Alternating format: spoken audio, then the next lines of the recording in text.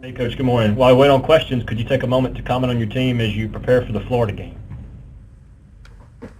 Yep, we're excited to play in a top 10 matchup down in Jacksonville against a really good Florida team, and anytime you get to play in this kind of border war and neutral site game, it's a special event, and I know our kids are excited and looking forward to it, and great opportunity, and we're preparing to go, and got 2 more practices before we finalize some walkthrough stuff Friday and head to Jacksonville.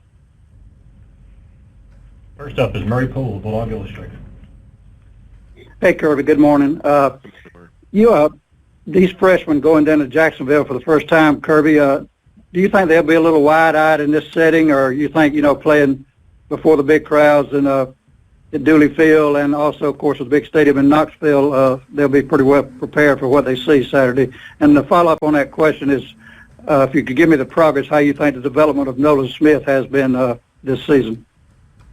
Well, those young kids, I look at them as veterans. I always tell people, everybody talks about how many starters a team has back. But by this time of year, everybody that started has already played in a lot of big football games. Certainly theirs have and ours have. So when you look at freshmen, they don't. I mean, big games are big games, and the more you play in them, the better experience you have, more confidence you gain. So I don't think these kids nowadays coming out of high school are intimidated by those kinds of environments. So I know they'll be ready to play. Nolan's development's been great.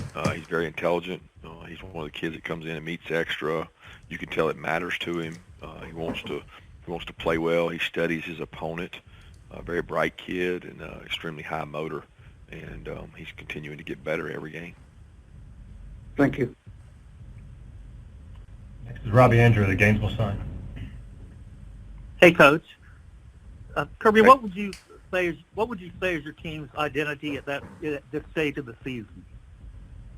Resilient, tough, gritty. We've been in some really, really tough battles, especially fourth quarter battles with the Notre Dame game, the South Carolina game, and the Kentucky game. So all those games were really down to the wire, especially in the fourth quarter. And we've shown some resiliency. We've shown no quit in the physical toughness and aggressive play that you want to have. I think our guys have shown that. Thanks, Coach. Next is Brooks Cabino, the Advocate. Kirby, I'm covering LSU football, and next week with their game, I know it's not compared to yours here, but just looking back at the 2011 game in the Century Deal, seeing you on the sideline, I was curious, what are your biggest memories from that game there, and whenever you look back at that? It seems so long ago. Probably just the physicality of the game. It was probably one of the most physical games I ever got to witness. I mean, that and our Notre Dame game was very similar to that this year as far as number of collisions, contact. That was still during the LSU two-back run era, and there were a lot of ISO and leads, and we had some big linebackers in Alabama then, and there were some major collisions in there, and 2 really good defenses, and it was like a dinosaur game nowadays, 6-6 or 9-6, whatever it was. I mean, that just never happens anymore. So. And I'm sure in a coach's career, there's so many games that are part of your career. But what does a game like that do for your experience, and how does it kind of help you as you in even 10 years down the line? Well, I think experiences like that they give you value. They give you things to draw from. More what happened during the game, overtime.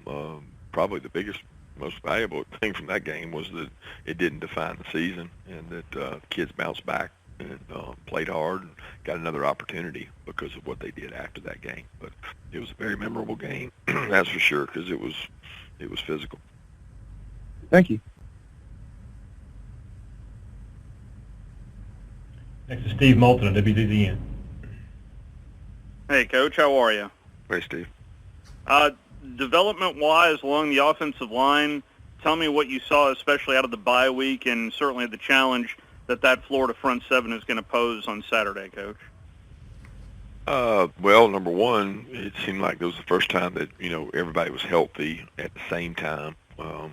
we're very fortunate to have some good work done during the bye week and have everybody available to us across the offensive line. I mean, outside of Schaefer, who's been injured, but all those guys were back and able to get a little more continuity and able to develop some of the younger kids and get them some more reps during that week. So I was pleased with that, and I'm excited. They're excited for the opportunity to play against what is an elite front.